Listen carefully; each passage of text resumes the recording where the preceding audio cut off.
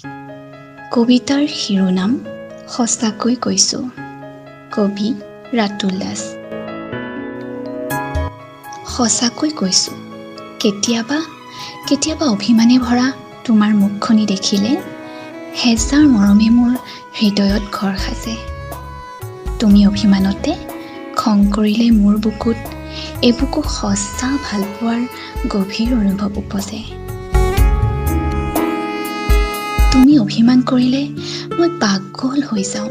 হৃদয়ৰ সমস্ত ভালপোৱাৰে হিয়া উজাৰি তোমাৰ উমাল বুকুখন উপচাই তুলিবলৈ মন যায়। তুমি অভিমান কৰিলে তোমাৰ নীলিম দুচকুত এজাক জোনাক দেখা পাওঁ। তুমি অভিমানতে মুখখনি উন্দোলাই থাকিলে এসাগৰ মৰম দিবলৈ মন যায়। তুমি জানো দেখা নাই আকাশখনৰ ওপৰত গুমুঠা ডাৱৰবোৰে ঠেহ পাতি উন্দোলা খাই কেতিয়াবা অভিমান কৰা?